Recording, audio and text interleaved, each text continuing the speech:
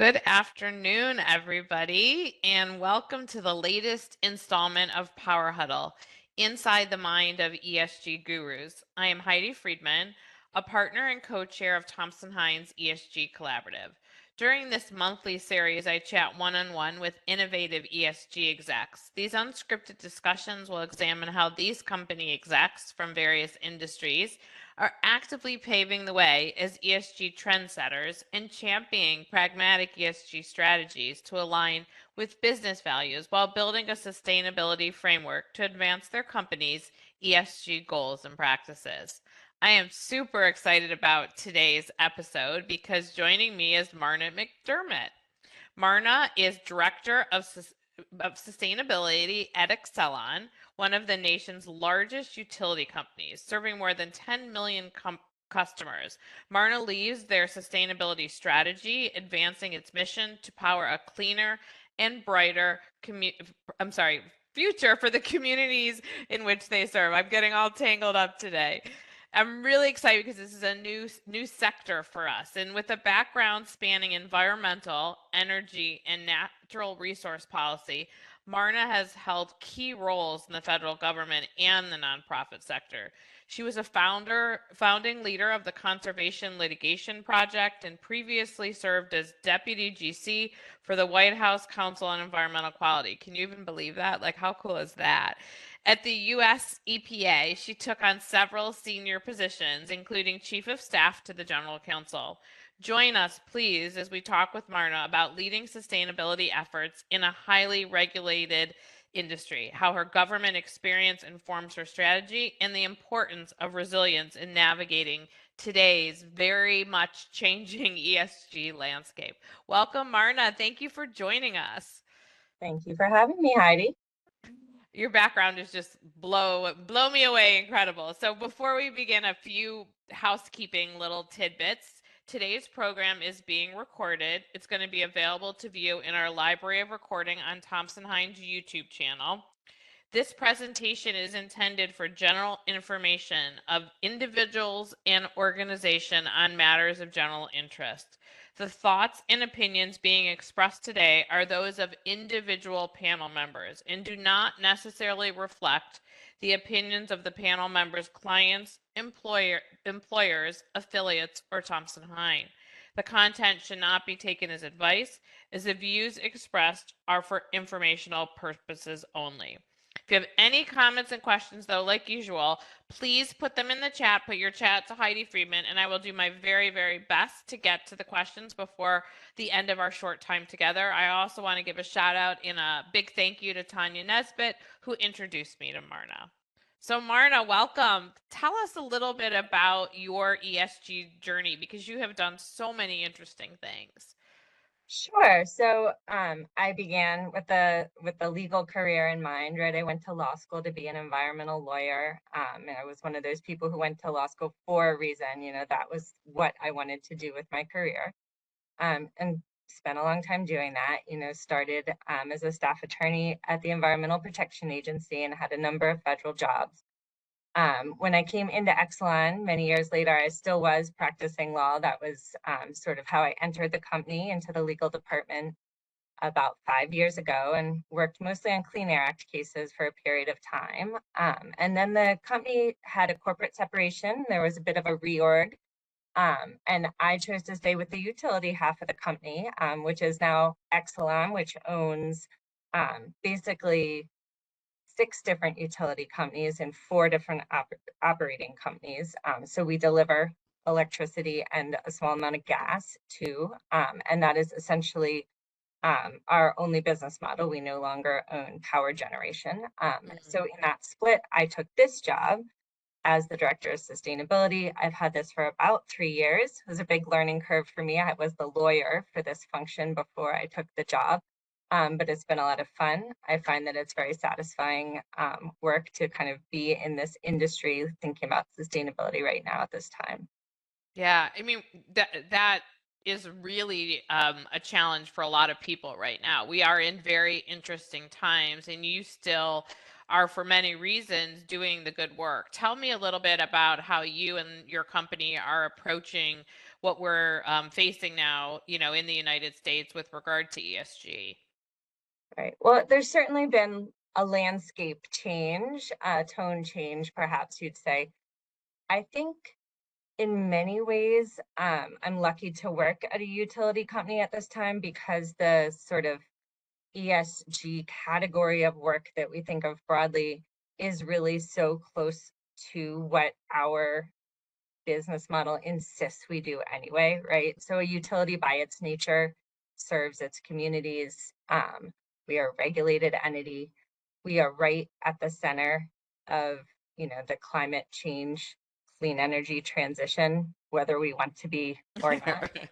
And so all the work to, ensure that you have a diverse employee population that reflects your communities, all the work to ensure that you're preparing for climate change, all the work to ensure that you're mitigating greenhouse gas emissions, that all falls very squarely within our business interests, as well as within sort of what people think of as classic ESG work.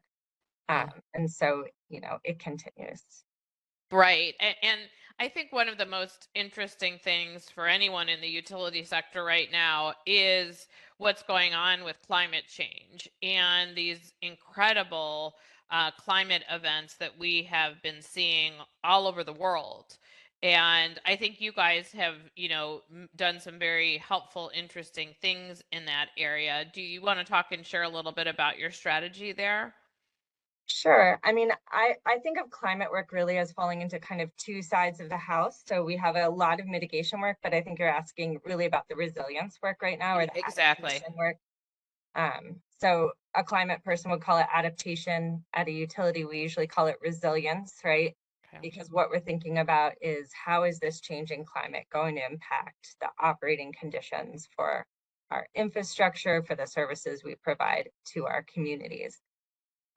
And really, a utility has been thinking this way since its inception, right? Because weather is something we're very used to planning for, but there's a big difference now because in the past, looking at past weather was a absolutely standard way of planning for future weather. And now we're in a place where we really need to kind of bring more tools to bear to think about, okay, at mid-century, for example, what are our operating conditions going to look like? And many of the assets that we're, investing in now really do have long enough lives that they're going to be operating in a different climate in 15, 20 years. And so we need to plan ahead for that. So really what we've done here is think about not what do we need to do that's totally new, but what do we do now that we can do a little bit better with additional information about what the climate will be like. So we're working, for example, with Argonne National Labs to get climate projections for all our territories. It's really been an interesting learning journey for me, working with the engineers and asking questions like, what sort of information do you need to plan ahead? What sort of information actually informs how a system will operate when a system will break? And then working with the climate experts and saying, okay, so we actually need to understand, for example, when is it not going to cool down overnight? So it doesn't necessarily turn on how hot is the highest temperature during the day, but how low is the lowest temperature during the night. And so all the climate projections can be, looked at in a million different ways. And we're working now to kind of figure out what is it that makes the most sense for us in terms of planning. Yeah. So I love the partnership with science. That's so critical. And it's really interesting because I've talked to a lot of people in a lot of sectors, but I feel like a lot of the components of especially E are so integrated in your business. It's literally, woven within your framework. And so it's a little bit different than, determining I'm going to set this goal just because and look at my supply chain or whatever. And then you talk separately about mitigation. Talk to us a little bit about mitigation in that same area. Yeah, absolutely. So that's sort of the other side of our climate strategy, right? And maybe it's what we were all talking about a lot more for a few years that I think folks have gotten a little quieter about now, but the work continues. I think of it in sort of like two different categories for us at Exelon. We have operations driven emissions, which is really, the emissions that we can control. So that's scope 1 and 2. It is those emissions from, for example, the cars we drive. And we have quantitative targets on that. We call it our path to clean. And so our goal is to reduce 50% by 2030, get to net zero by 2050. And we have pretty routine and sort of steady progress in that area, ways of tracking it internally to ensure we're kind of moving in the right direction. But as a utility, I think the piece that's actually a little bit more impactful and interesting is to think about, okay, so we're here to serve our communities, and all our communities, of course, have their own climate goals. And Exelon, for example, serves some very sort of forward-thinking urban centers. So we serve Chicago, we serve DC, we serve Baltimore, Philadelphia, and each of these has their own climate targets and ways of thinking about reducing their emissions. Some of them have targets for increasing the number of electric vehicles on the road or charging infrastructure, a variety of things like that. And so how can we facilitate that transition for our customers and communities? You know, what can we enable in terms of distributed energy resources, or, you know, making the infrastructure ready for electric vehicle charging, improving energy efficiency for our customers. That's one that is pretty resilient in terms of interest, even across the political spectrum, because that brings down, you know, bills for households. I myself have solar panels on my roof. I actually got them before I got this job. Good for you. Yeah, the month of June is a good month because I don't pay an electricity bill in the month of June, even though I have 3 teenage daughters in my house. We're actually in the process of moving to California, and almost all the houses out there we've been looking at have solar, and we're really excited about it. I mean, that's a huge difference. Yep. And then you had to get a battery so that you can store the solar power for later, and sell it back to the grid. And so creating a grid that does all those things, I think, is one opportunity area. You know, it does reduce our scope 3 emissions if you're just thinking about sort of the classic mitigation target. Sure. The impact is so much broader than that. Like if you look, for example, at how much greenhouse gas emissions were avoided in 2024 because of our customers who have distributed energy resources like solar panels on their roofs, it's 6 times the amount of operation-driven emissions that we emitted. So that just gives you a sense of like our operational footprint is much smaller than the footprint we can influence through working with our communities. Wow, I love that. That's really impactful. And by listening to you talk, Marna, I'm guessing you work really closely with your operations team just generally, and it's kind of a cross-functional approach to ESG and sustainability. Yes, I mean, it has to be, right? So I'm in the corporate umbrella. So, you know, everybody I work with will tell you very quickly that I actually don't know what I'm talking about. I always have to call them to figure out how things work, right? But I do take advantage of that. We have an operations team that sits in corporate as well, who, you know, coordinates out through all the operating companies through like a peer group structure so that folks can, you know, kind of be iterative in the program development and moving it forward with input from folks who actually know how things work.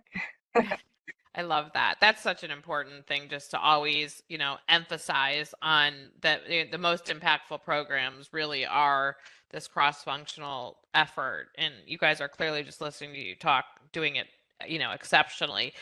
You've done many great things. Is there one thing you might say is your largest ESG or sustainability related success, if you had to pick one?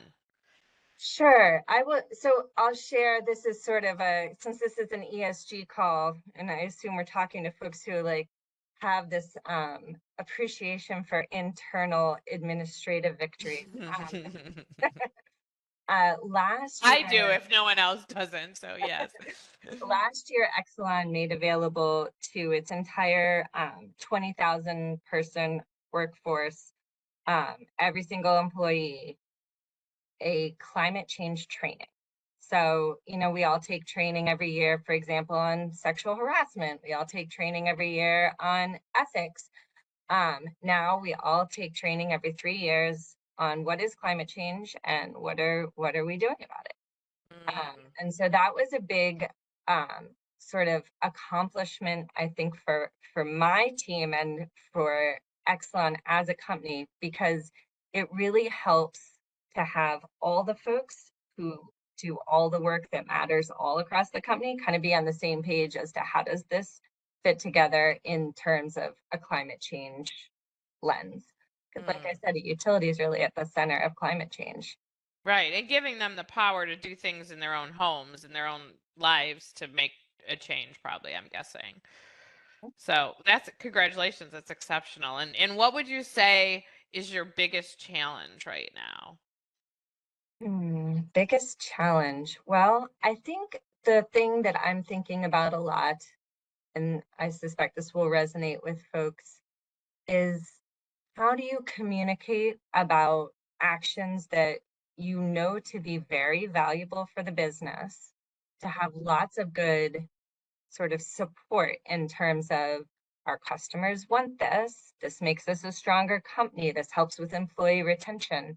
You know, when there's kind of the pushback that we're seeing now, right? Like I want to turn conversations about the work we're doing into conversations about the work and not about controversial language. And so that's a challenge I think that we all see now.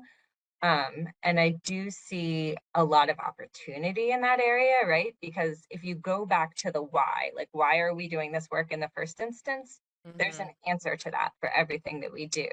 But we just need to remind folks like this is the why we do this, not label it in any way that causes questions that are, you know, absolutely Right. sometimes valid and other times honestly noise. So I think sorting between those two things, answering the valid questions, recognizing the questions that are intended to be disruptive only, and figuring out how to kind of speak to you know the impetus behind those to the extent that you can. Yeah, no, it's a struggle right now for sure.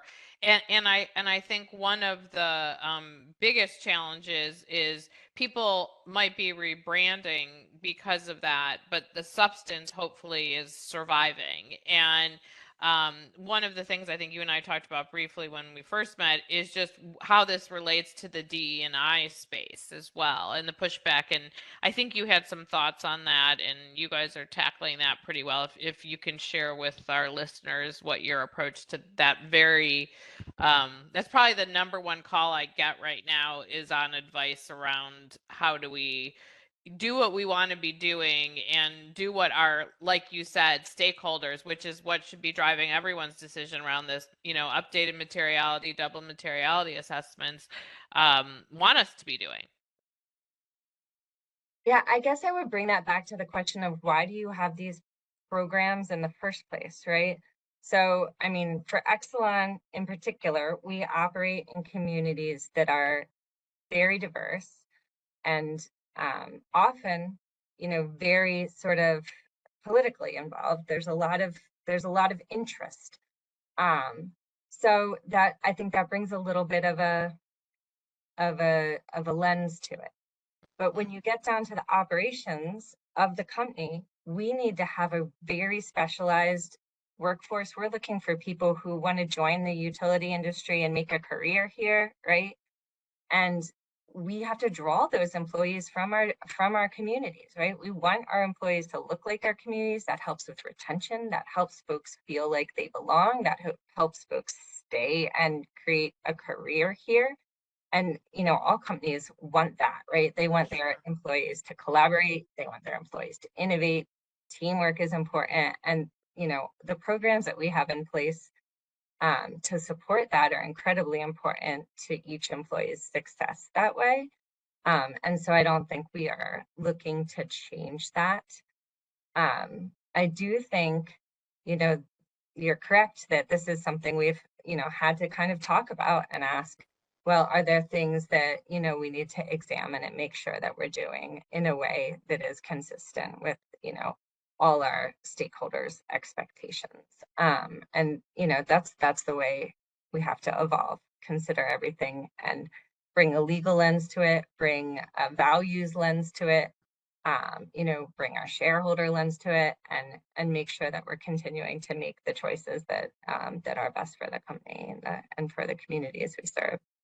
Well, your company is lucky because it has a 2-for-1 with you for your legal lens and the substantive lens now. So, Well, the lawyers uh, try to tell me I should not be offering my own independent analysis. So if that's what that was, then discount it. I heard in the disclaimers at the beginning that this is my own personal opinion. So. it is your own 100%, and we say it again, so don't worry about that. But I mean, once a lawyer is always a lawyer. So I think you're always looking.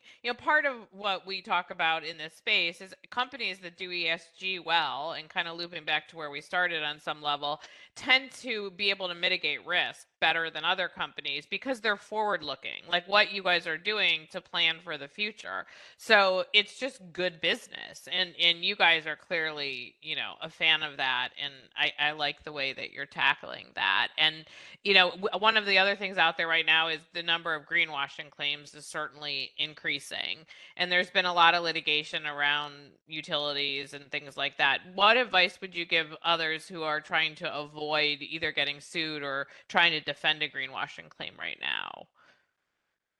I mean, I would just say, like, going back to the why again, right? It's not greenwashing if it's true and you have a good reason for it.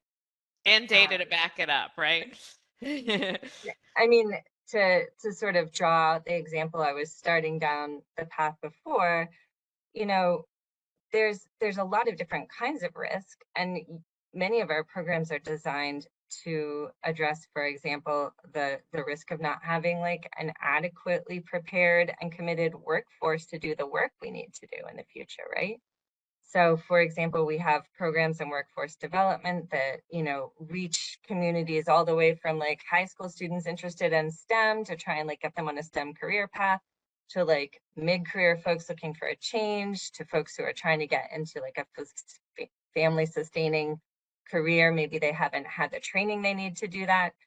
And so that's addressing a type of risk too, right? We're building the pipeline we need for our workforce in the future. So sometimes different risks get louder than others, and you have to be careful not to let them drown out the noise. Well, right. And I think for every type of business, it's different. Like what you guys need to look at in the utility sector is going to be different than someone who's, manufacturing products or, vice versa and all of that. So, the other thing in terms of planning for the future here, the nearer future, there's a lot of talk around California disclosures and what to do there. We just recently attended a CARB meeting, got some input on that, which is basically like you're not going to see any regs till the end of the year, so good luck. But tracking that closely, what are you guys doing to make sure you're compliant with California? And you have any hints or tips around that? So I will say we have long been planning with the expectation that at some point climate disclosures will become mandatory, and sort of have taken a jurisdiction agnostic approach to that preparation, right? Like unclear what the first requirement will be for us. But we have a long history of very robust disclosure, particularly in the climate space. We put our verified emissions inventory on our website every year, scopes 1, 2, and 3, third party verified. So it is there on the website for anyone who wants to see. We put a whole section on climate transition planning into our Exelon sustainability report every year. We slice and dice our greenhouse gas emissions in a lot of different ways to try and help folks understand them. Because a lot of our stakeholders come from different angles and want to understand, particularly the Mhm. progress in energy efficiency or particularly the progress on fleet. And so we try and make that all something that you can get from our annual report, which does make it a little long. There's a But lot of good stuff. It's got, you can't leave it out. right. So the proactive disclosure culture, I think, is something we've been improving upon each year. We have also been improving upon our governance around our metrics each year, because that is something that is important as disclosures become more mandatory. It is a little bit of a culture shift over time that I think we've been fairly successful in making. Folks, of course, are being asked to do a little bit more in terms of double checking things. And so I think we're well situated in terms of, having the infrastructure internally we need to make disclosures. But it has been an exercise in adaptability and resilience to watch the landscape and continually prepare for what we anticipate may or may not be the next thing. So Yeah, no, that I like that. And I love that you explained that you did a third party verification. Have you guys been doing that for a long time? when I inherited this job, in fact, we were already doing it. Wow. We've been doing it for a while. We do reasonable assurance for scopes 1 and 2, Okay. and and I forget the word for the assurance for scope 3, but it's somewhat less. Yes, no, but I Um, also think that's a very important, like, let's focus on that for a minute, best practice, because you have to treat that like other disclosures, companies make, and sometimes others don't let it rise to that level, and I think it's important, especially as we move into this new regulatory regime, that it's sort of a little one step forward, one step back, but we'll get there, I think, eventually. I think the process of having the inventory verified has also been valuable for us each year. We do get some feedback about, oh, maybe you should do something a little differently, or maybe the way you've presented this doesn't make as much sense. And that has Mm. caused us to kind of question each year, are we doing this the best way? And I think we've improved just incrementally year over year, every year from the verification process. I love that. So we have one question I was going to toss over to you, and I think I pronounced the name of the company wrong because it's Exelon. Exelon, Exelon. I think I said Excelon. I think I had the wrong emphasis on it. Okay. wrong So syllable. so there's exactly. So you mentioned climate change. What is your company doing to embrace possible environmental shifts in the future, and what types of initiative is your company focused on now? Well, you talked about this a little bit at the beginning in terms of your adaptation and mitigation. Is there anything else you wanted to highlight? So I think if the question is sort of how are we planning for changing like climatic conditions? So we're looking at mid-century, at projections at mid-century, and thinking about that in a number of ways. Right now, the most immediate sort of set of changes we're likely to recommend would be related to infrastructure because it is so long-lived. But I think in the long term, there will likely be changes needed on a whole variety of levels. Like, for example, vegetation management will need to change because the growing season will become longer. Pest Mm, management will need to change because pests will have actually more cycles of reproduction available to them. Worker safety considerations will need to change because the heat index will be higher in most of our territories.